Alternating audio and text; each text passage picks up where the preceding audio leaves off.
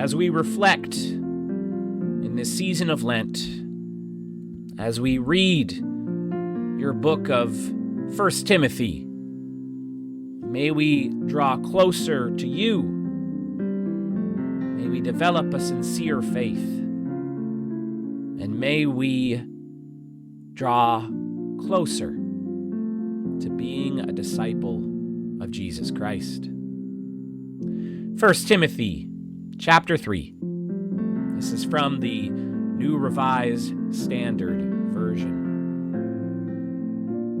The saying is sure, whoever aspires to the office of bishop desires a noble task. Now a bishop must be above reproach, married only once, temperate, self-controlled, respectable, hospitable, an apt teacher, not a drunkard, not violent but gentle, not quarrelsome, and not a lover of money. He must manage his household well, keeping his children submissive and respectful in every way. For if someone does not know how to manage his household, how can he take care of God's church? He must not be a recent convert, or he may be puffed up with conceit and fall into the condemnation of the devil. Moreover, he must be well thought of by outsiders, so that he may not fall into disgrace and the snare of the devil. Deacons likewise must be serious, not double-tongued, not indulging in much wine, nor not greedy for money. They must hold fast to the mystery of the faith with a clear conscience, and let them first be tested. Then, if they prove themselves blameless, let them serve as deacons. Women likewise must be serious, not slanderers, but temperate, faithful in all things. Let deacons be married only once, and let them manage their children and their households well. For those who serve well as deacons gain a good standing for themselves, and great boldness in the faith that is in Jesus Christ. I hope to come to you soon, but I am writing these instructions to you so that, if I am delayed, you may know how you ought to behave in the household of God, which is the church of the living God, the pillar and support of the truth.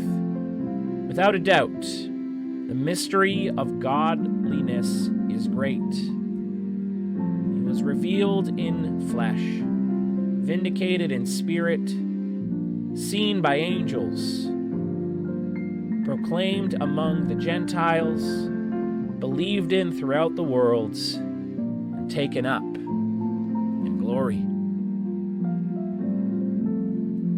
I don't know if you have seen the news recently, but that word cancel or cancel culture certainly is a big deal nowadays, isn't it?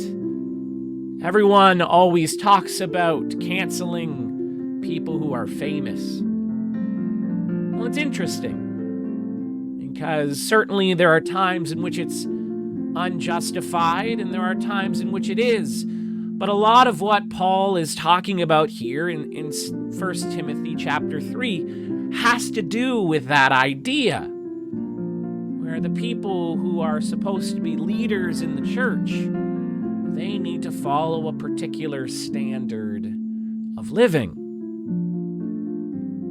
In many ways, I think part of the heart of canceling people who do awful things is because we expect a certain way of life or a certain set of beliefs from the people that culture puts on a pedestal. Now, we shouldn't be putting on people up on a pedestal. Those are modern day idols.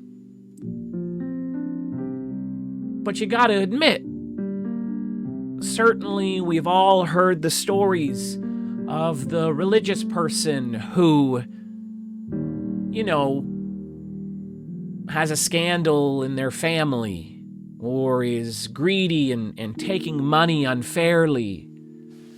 There are all these ways in which a minister or a leader in the church can fall from grace. Now, I am a a minister in the church. Absolutely. And so this passage can be for some uncomfortable reading. Not that I've done anything wrong, but because it's a standard that you have to measure up to. It can be hard. It really is something to consider when you're going to go into leadership in the Christian church. And also if you're going to be a leader anywhere. Cancel culture is something that exists. And if you don't do the right thing, people won't let you lead anymore. The question is, what are the values in which we ask of our leaders?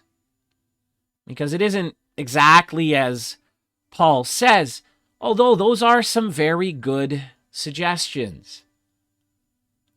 Really, what matters are the values that matter in our time.